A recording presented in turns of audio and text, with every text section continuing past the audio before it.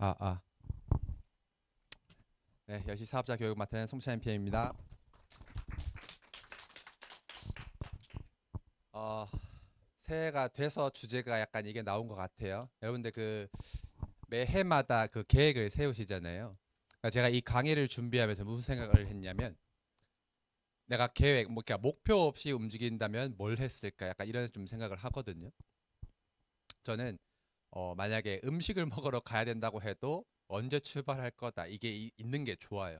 왜냐면은 그 이전에 이제 할 게 많으니까 이 시간 분배라든가 이런 걸 정하지 않으면은 분명히 이제 못하는 게 생기기 때문에 그래서 이런 것들이 좀 생겼는데 목표 설정은 그냥 한마디로 정의하면은 방향성 같은 거라고 좀 생각을 많이 합니다. 이 방향을 잃어버리면 사실 의미가 내가 여기에서 이걸 하는 의미가 사라지기 때문에 약간 그런 것들을 좀 많이 생각을 해봤고요.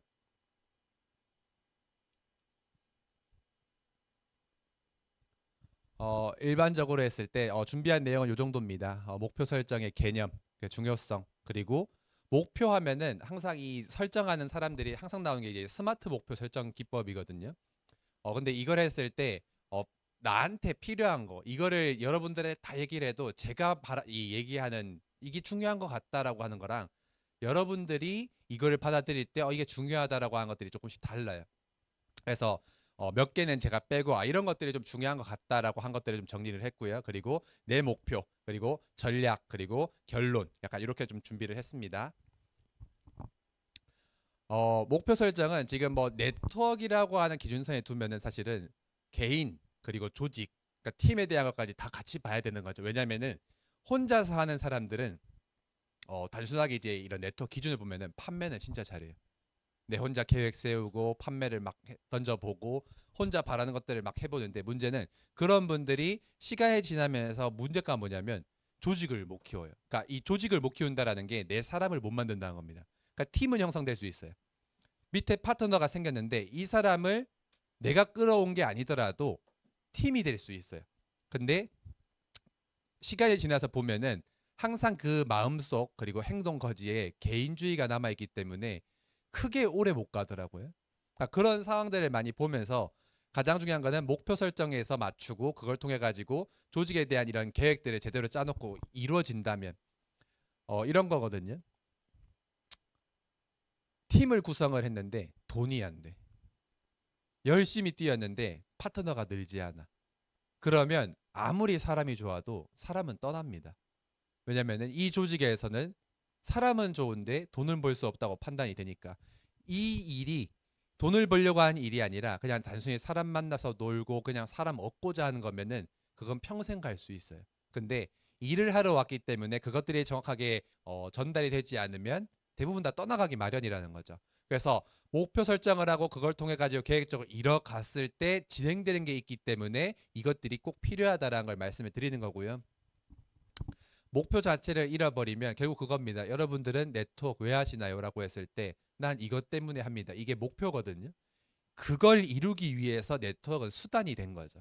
근데 문제는 네트워크를 해야지 네트워크 돈 벌어야지 그 이후에 계획이 없잖아요. 그러면 내가 왜 돈 벌어야 되고 뭐 그런 것들이 이제 있다는 거죠. 저는 저번에 지난주죠. 김태형 급장이 나와서 이제 이번 연도 목표가 뭐야 이렇게 물었을 때 저는 제 목표가 작년 6월부터 새로 생긴 목표가 그때 집 사는 거였어요. 그래서 지금 이것저것 좀 공부를 좀 많이 하고 있고 조금 나가보고 있습니다. 그리고 목표 설정 자체가 허무맹랑한 거면 사실은 좀 힘든 것 같아요. 그러니까 제 수준에 지금 만약 땡전 한 푼도 없어요. 근데 15억짜리 아파트를 살 거야. 어떻게 볼 거죠? 그러니까 막연한 계획인 거예요. 근데 일반적인 부자들은 조금 다른 형태의 그 부자들의 마인드가 있더라고요. 제가 어떤 그 유튜브 동기부여 이렇게 검색을 하다가 쭉 내려가다가 미국의 어떤 백만장자 30대인 것 같아요. 32살이었나 그랬던 것 같은데 미국의 어떤 백만장자가 지금부터 1년 안에 10억 만드는 건가? 자기 있는 재산을 다 내려놓고 진짜 무일푼 가방 하나 핸드폰 하나 촬영할 것만 빼고 그냥 길거리에 나온 거예요. 옷도 없어요. 나와서 이제 돈 버는 모습을 보여주며 첫째 날은 굶어 죽을 뻔했어요. 돈 한 푼도 없고 돈 벌 일을 모르니까. 그래서 무료 나눔 같은 걸 해서 옷을 얻고 저희 한국으로 따지면 동묘시장 같은 데 가서 옷을 굉장히 싸게 사고 이런 과정을 거치거든요. 그 사람이 그러면 결국 1년 안에 10억을 모았을까요? 이 영상 혹시 보신 분 없나요? 없군요. 1년 안에 10억 모았을까요? 못 모았을까요? 이분은 원래 성공한 백만장자입니다. 못 모았어요. 왜냐하면 중간에 아버지가 대장암이 걸리셨고, 그리고 뭐 프로젝트 뭐 이것저것 하는데, 이분이 주로 활용한 게 뭐냐면 SNS예요. SNS로 누군가가 그냥 무료로 버리는 거 있잖아요. 그거를 자기가 팔아서 이만큼을 주겠다 해서 중개를 해요. 그걸 하고 그거를 소셜 커머스를 좀 더 상승시켜서 크게 키워서 그걸로 한 달에 8천만 원까지 모으는 거였거든요. 근데 8천만 원까지 모으는 시간이 24주인가 걸렸어요. 24주인가 25주. 근데 그러고 나서 이제 결국은 이제 이 프로젝트를 중단을 했지만, 결국은 이분은 가능성 자체가 내 목표는 10억을 만들기 위해서 한 행동이야라고 하면서 어떻게 해야 될까, 그리고 그걸 상의를 하고, 그리고 많은 영상을 보고 이런 것들을 많이 하더라고요. 근데 가장 중요한 거는 자기가 만났을 때 괜찮은 사람, 그 사람이 어떤 생각을 가지고 있는지를 많이 듣고 그걸 통해서 또 다른 성장을 하더라. 혹시 나중에 유튜브 볼 수 있으면 한번 찾아보세요. 일단 그런 것들이 있기 때문에 목표 설정 자체가 굉장히 중요하다라는 거고요. 그리고 사실 그렇잖아요. 아무리 컨텐츠라고 하나 이분이 인기 있는 유튜버는 아니에요. 그러니까 이제 이런 걸 보여주겠다라고 해서 약간 유튜브를 개설한 그런 느낌인데, 그분이 만약에 10억을 벌겠다라고 한 계획이 없었다면 이미 백만장자잖아요.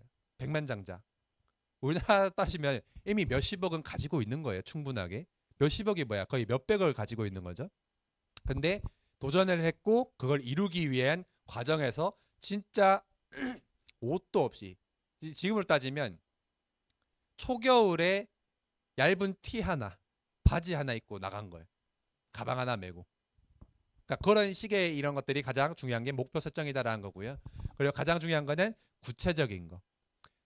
저는 구체적인 것과 약간 허무맹랑한 이 사이에 있어야 된다고 생각을 해요. 그러니까 누가 봐도 일반적으로 했을 때 제가 5억 5천짜리 집에 대한 걸 얘기를 했었는데, 5억 5천짜리 집이 제가 당장에 5억 5천이 없는 이상 어떻게 사죠? 약간 허무맹랑한 소리일 수 있거든요. 근데 따져보면 기본금이랑 뭐 이것저것 대출 이렇게 받으면은 살 수는 있어요. 네, 그런 형태를 말하는 거고요. 그러니까 구체적으로 어느 집을 찾겠냐라는 것 때문에 구체적인 계획들을 정하는 게 좋다. 저는 그래서 가격대 맞춰서 수원 쪽, 용인 쪽 얘기를 했던 게 그 지역 쪽에서 이제 돈을 벌어서 좀 사고 팔고 이런 것들을 계획하고 있기 때문에, 자, 그래서 목표는 구체적으로, 그리고 행동 방향을 제시하기 위해서 어떤 걸 해야 되지라는 겁니다. 단순하게 우리가 익숙한 것들은 밥 먹자 그러면 어떤 밥을 먹고 가격은 얼마고 이런 것만 따지지만, 만약에 여러분들이 집을 사야 된다. 영호 쌤 혹시 차 좋아하시나요? 차를 사야 된다. 그럼 어떤 차를 사실 거죠? 스포티지. 스포티지는 옵션은요?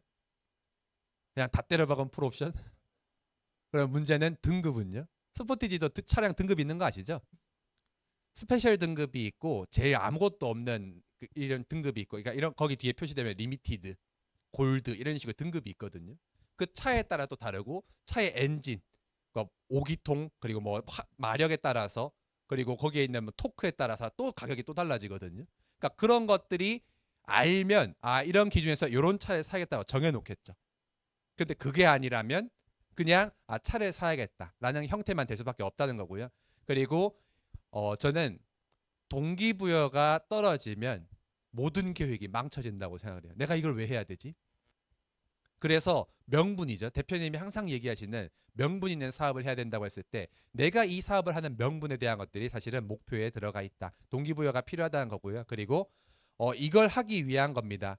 그러니까 생산성, 영향력에 대한 거죠. 집중력을 강화하고 어떤 식으로 할지에 대한 것들. 그리고 성공 사례가 우리가 흔히 알고 있는 스티븐 잡스, 그리고 일론 머스크의 테슬라. 지금 테슬라 트럭 나온 거 아시죠? 사이버 트럭. 논란이 많지만 굉장히 튼튼하고 좋다는 사람들이 굉장히 많습니다. 디자인은 좀 구려 보이는 것 같지만 또 하나의 저게 약간 패션, 약간 뭐라고 해야죠? 약간 유행을 이끄는 약간 그런 느낌. 지금 차들 보면은 그러니까 여자분들은 모를 수도 있는데 YF 소나타 아시죠? YF 소나타라는 게 처음에 2010년도쯤에 거의 근처에 나왔어요. 나올 때 이 차가 굉장히 많이 팔렸습니다. 이유가 뭔지 아세요? 기존 차들, 옛날 차들은 이렇게 동글동글하고 뭉툭해요. 근데 YF 소나타부터는 선이 생겼어요. 이렇게 날렵해 보인다. 근데 그러면서 지금 웬만한 차들이 다 선이 있죠. 근데 지금 전체적으로 아이오니아부터 해서 지금 최근에 나온 그랜저 이런 모든 것들이 미래지향적이라고 하면서 약간 둥근데 약간 LED 이렇게 박힌 형태로 다 바뀌어갑니다.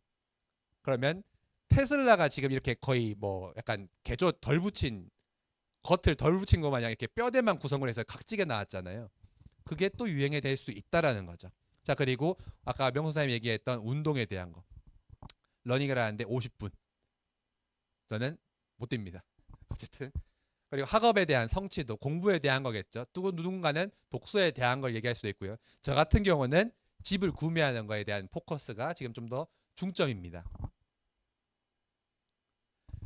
목표 설정했을 때 아까 제가 뺄 건 뺐다고 말씀을 드렸어요. 뭐 여러 가지가 있겠지만 저는 명확하고 구체적인 목표에 대한 거, 애매모호한 걸 제외해야 된다고 생각을 해요. 집을 사는데 5억짜리 살까? 6억짜리 살까? 7억짜리도 괜찮을 건데 그러면 5억에서 7억 이렇게 하는 게 아니라 얼마짜리 현재 시세 했을 때 이게 얼마짜리를 사겠다라고 계획을 정확하게 잡는 게 좋다라는 거죠. 그리고 누가 무엇을 언제 어디서 이게 사실 굉장히 중요합니다. 많은 사람들이 뭐 언젠가는 사겠지라고 하면은 사실 교육에서도 항상 나오는 거거든요.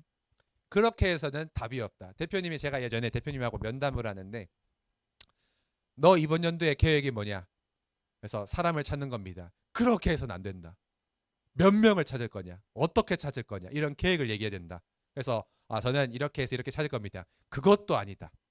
좀 더 명확하고 세밀하고 약간 이런 게 필요하다고 하셨거든요. 그런 것들이 좀 필요한 거고요. 그리고 어떻게랑 이걸 왜 하는지에 대한 것들도 반드시 필요합니다. 왜냐하면은 나만 사람 찾는다고 해서 저랑 사업합시다 그러면 이 사람은 그래 너를 위해서 사업할게 이게 아니잖아요. 그러니까 그런 거 있기 때문에 필요하다는 거고요. 그리고 행동. 말만 하는 스폰서, 말만 하는 사업가는 반드시 탄로가 납니다. 그러니까 말도 하고 그걸 통해서 행동도 이뤄내는 사람들. 결과가 중요한 게 아니에요. 그만큼의 노력을 하고 있냐라는 거죠. 저는 원래 결과지향주의거든요. 원래는. 그러니까 이걸 했을 때 그래서 결론은 물론 지금도 남아 있긴 합니다. 남아 있는데 그 과정 중에서 그러니까 이런 거예요. 제가 다이어트를 포기하는 사람을 굉장히 싫어해요. 타이밍이. 하여튼 왜 싫어하냐면 나를 놓은 것 같아요. 그러니까 몸이 무겁다, 힘들다고 하면서 다이어트를 하지 않아. 잘생긴 남자, 잘생긴 여자를 원하면서 다이어트를 하지 않아. 그러니까 자기 관리를 안 하는 거죠. 이런 걸 굉장히 싫어하는데 어느 순간부터 해서 저는 해라 해라 해서 잔소리를 제가 많이 했어요. 그러면서 굉장히 이제 주변 사람들하고도 굉장히 많이 싸웠거든요. 지금은 놨습니다. 내 거나 잘하자. 바뀌었는데 결국은 행동이 되지 않으면 뭐든지 말만 번지르하다고 느껴요. 사람들이. 그러니까 이게 처음 하는 사람은 그렇구나 저 사람 대단한 사람인가 보다 했는데 조금만 지나 보면은 아무것도 없는 맹탕이라고 느낍니다. 근데 결과가 없더라도 뭔가를 진행 계속 해보는 사람들은 저 사람은 능력 있는 사람은 아니지만 굉장히 열심히 하고 저 사람은 성공할 거야. 여러분 들어보셨죠? 고객 만나다가 한 번씩 안 들어보자. 뭐 이런 거죠. 사장님은 꼭 성공하실 것 같아요. 안 들어보셨어요? 죄송합니다.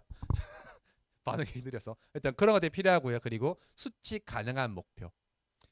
너무 이게 이런 거죠. 지금 당장에 이번 달에 목표가 뭡니까? 할 때 저 이번 달에 CFC 간 다음에 1억 5천을 버는 겁니다. 그럼 1억 5천 벌려면 CFC 몇 개 해야 되죠? 최소한 5개를 만들어야 CFC 나오잖아요. 못해도 4개는 만들어요. 그러면 그거를 지금 당장 할 수 있냐고요.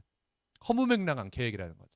근데 어떠한 사람에서 그래서 이런 얘기를 또 교육을 했더니 그럼 이번 달에 목표가 뭡니까? 그래 저는 프론티어 만들기 위해서 2명을 추천하는 겁니다.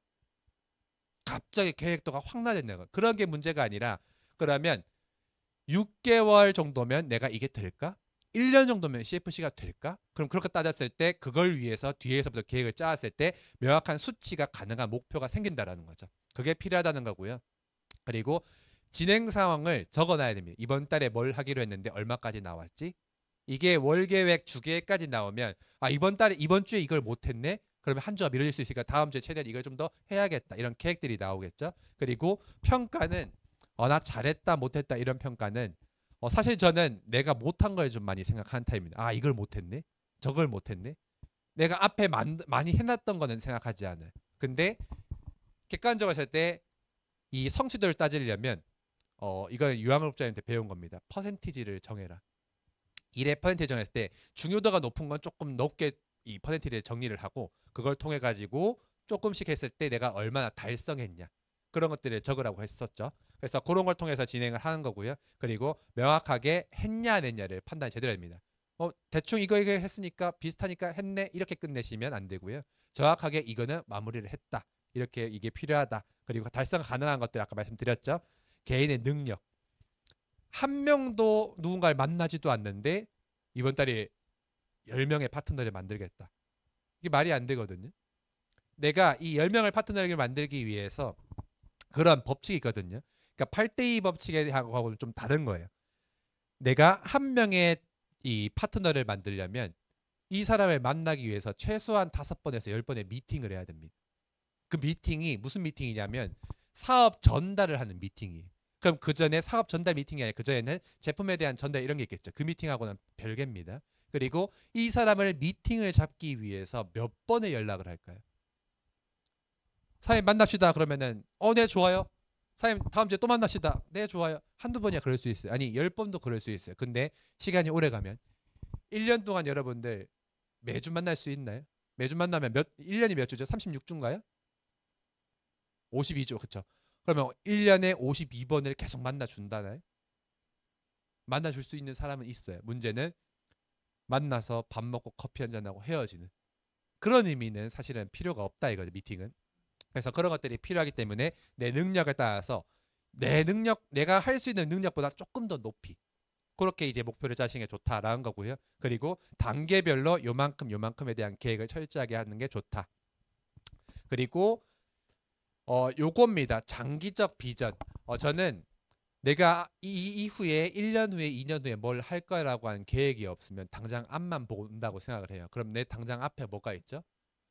당장에 먹을 거, 생활비, 나갈 거, 그리고 돈을 모아서 뭘 할 거. 멀리 봐야 6개월, 1년치밖에 안 보이거든요. 저는 제가 이번 연도에 집을 사야겠다라고 했지만 못 살 수도 있습니다. 근데 산다고 했을 때 이 집을 가지고 저는 어떻게 할 거냐면 집어놓은 지역이 있어요. 그 집에 나왔을 때 그 집을 또 다녀보고 그걸 통해 가지고 집값을 15억까지 만드는 게 꿈입니다.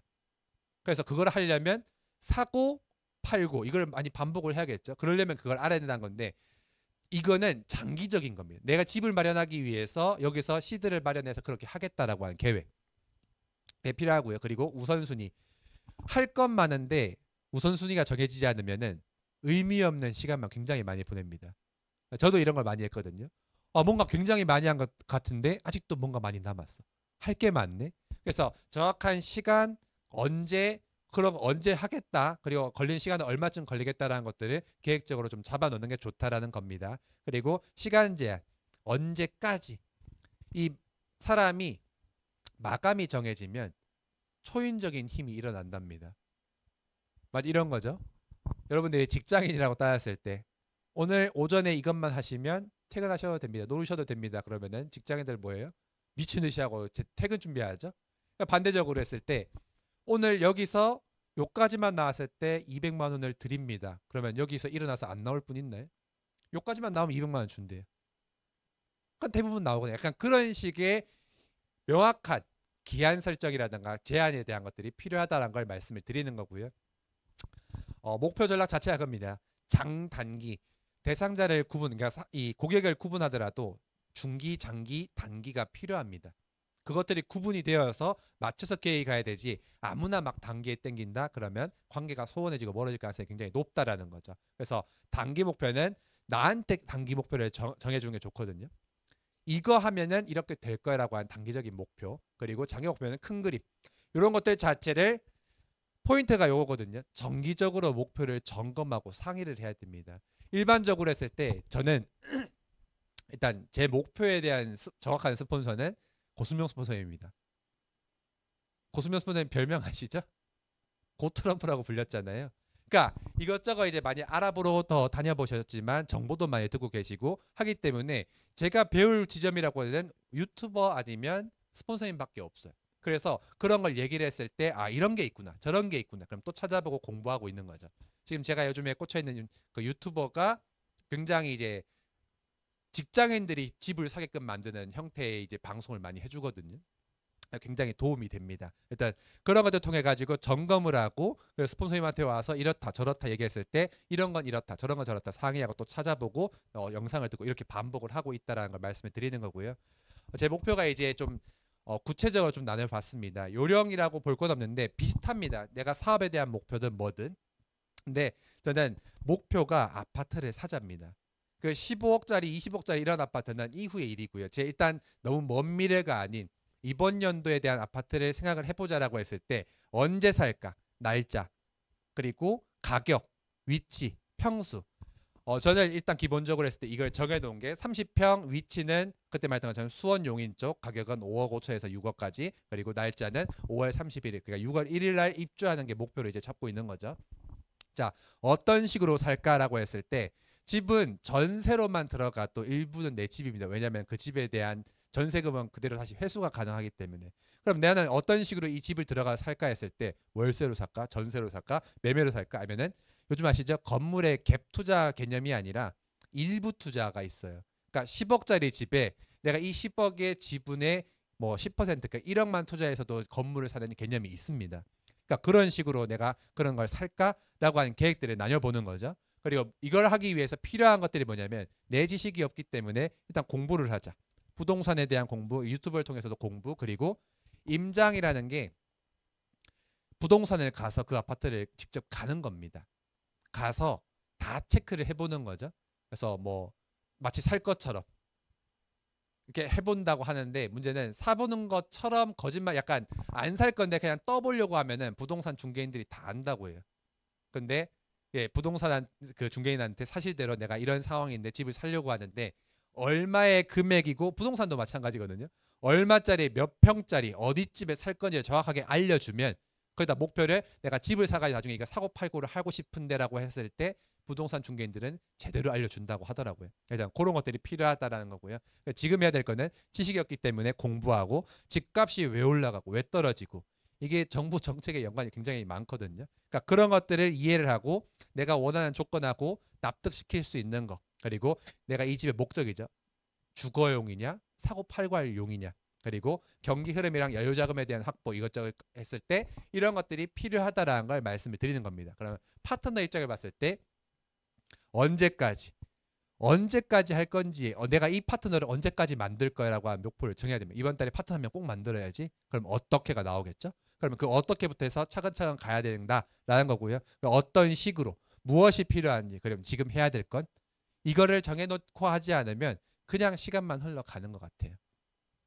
그래서 제가 이제 이것들 자체를 봤을 때 가장 중요한 포인트가 이겁니다. 과도하게 높은 목표를 설정하면은 와닿지 않습니다.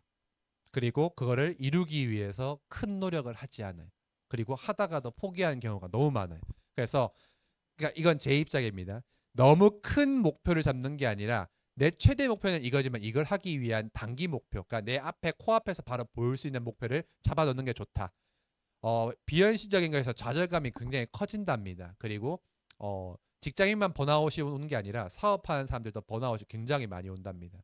그리고 사업하는 사람들 중에 우울증하고 이런 것들이 굉장히 오는 사람들이 굉장히 많답니다. 왜냐면은 다 된 것 같았는데 허무하게 무너진 경우들이 굉장히 많거든요. 제가 아는 분 중에 한 분은 매출 1,700만 원만 하면은 한 달에 1억 버는 자리에 갈 수 있었어요. 근데 그 중간에 있던 사람의 이간질로 인해서 조직이 반토막이 나고 지금 사업 안 합니다. 그만두고 시골에 내려갔습니다. 그분이 그것 때문에 그 아시죠? 그 스트레스를 과도하게 받으면 머리 색깔이 흰색으로 싹 변하는 거 아시나요? 본 적 있으신가요? 못 보셨군요. 제가 이분을 이런 것들을 어디서 봤냐면 이분도 그렇게 봤지만 어 저희 지역에 태풍이 미친 듯이 올 때가 있었어요. 저희 지역은 태풍의 피해가 많이 없는 편인데 그 당시에 물이 넘쳐가지고 아들이 운행을 하러 이제 배달을 하러 갔다가 물살에 휩쓸려서 사망을 한 거예요. 근데 찾을 수도 없어요. 지금까지도 차도 못 찾았어요. 그러니까 땅 저 밑에 묻혀 있겠죠. 근데 그분의 어머니가 그 소식을 듣고 나서 이틀 동안 알아 누웠다가 장례식 때 이제 인사를 가잖아요. 갔는데 시체도 없는데 장례식을 한 거예요. 근데 갔는데 머리가 백발이 되어 있었어요. 그러니까 그 정도의 극심한 스트레스 받으면 며칠 사이에 머리가 하얗게 샌다라고 하더라고요. 하여튼 그분도 본 것처럼 그러니까 시골에 내려간 그분도 굉장히 머리가 굉장히 이 새치라든가 이런 것들이 굉장히 많이 났는데 번아웃 위험 가능성이 굉장히 높습니다.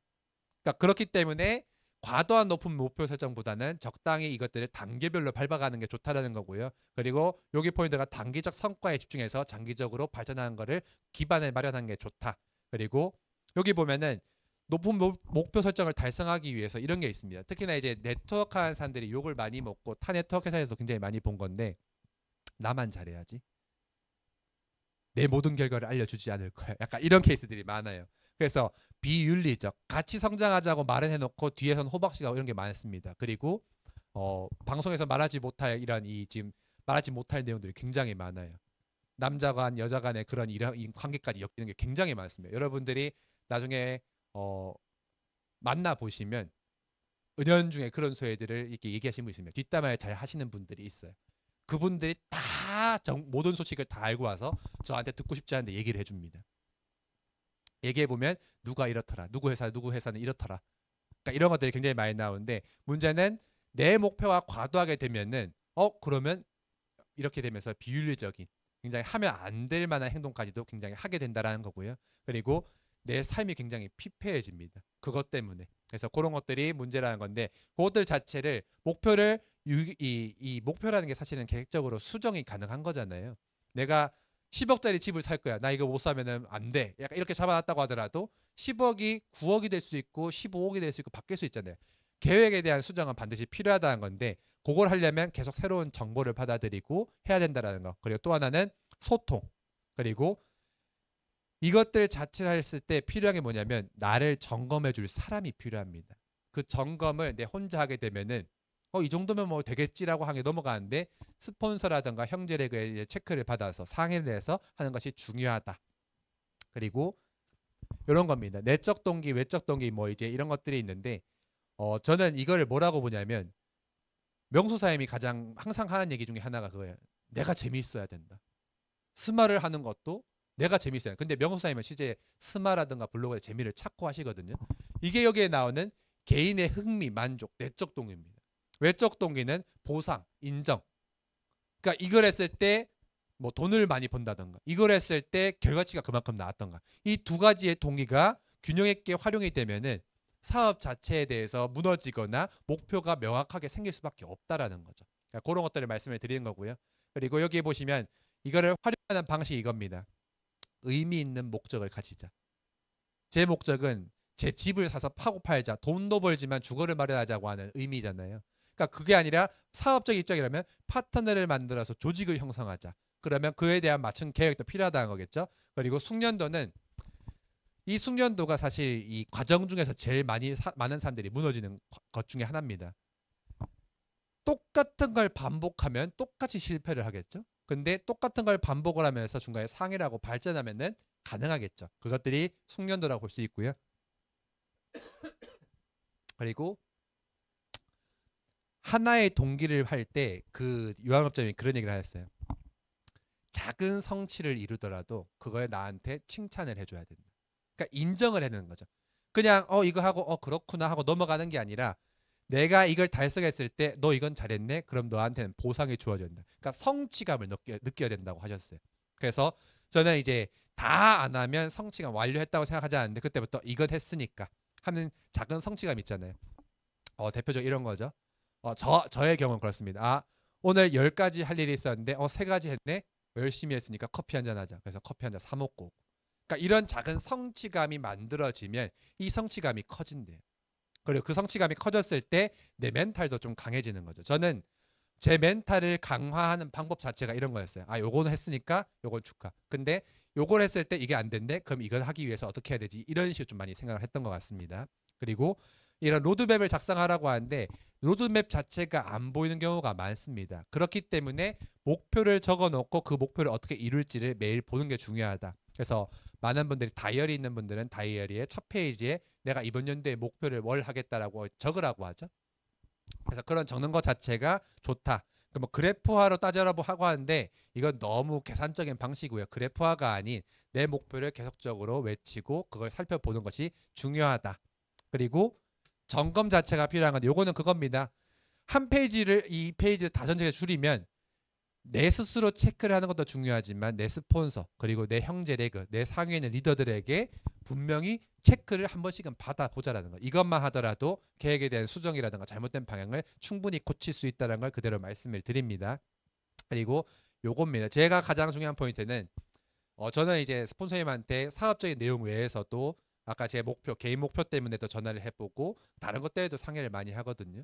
그러니까 그게 필요한 이유가 뭐냐면 제가 집을 사겠다 목표로 해서 스폰서하고 통화를 한다면 그 외에 집만 살 수 있는 건 아니잖아요. 부동산 외에도 뭐 건물이라든가 땅이라든가 다른 쪽에도 있고 그리고 뭐 주식이라든가 코인도 있습니다. 그러니까 그런 것들에 대한 조언을 얻기 위해서 이것저것 많이 해본다라는 거죠. 그러니까 그런 것들이 필요한 거고요. 그리고 목표는 계속적으로 바뀌어야 된다. 계획은 수정이 돼야 되는 겁니다. 계획이 하나의 계획만 가지고 갈 수는 없습니다. 계속적으로 수정되고 그걸 반복하면서 성장할 수 있다는 걸 말씀을 드리는 게 요 한 페이지라고 보시면 될 것 같고요. 일단 제 결론은 그렇습니다. 스마트 기법을 활용하는 게 어렵고 약간 복잡하고 할 수 있는데 중심적인 거 하나만 챙기고 하더라도 굉장히 많은 발전을 할 수 있다. 저는 이걸로 많이 좀 변했던 거고요. 저는 좀 계획적인 타입이 아니에요. 막 이거 하고 저거 하고 뭐 이거 했을 때 이렇게 되겠지 이런 것보다는 이걸 하면 이렇게 되겠지.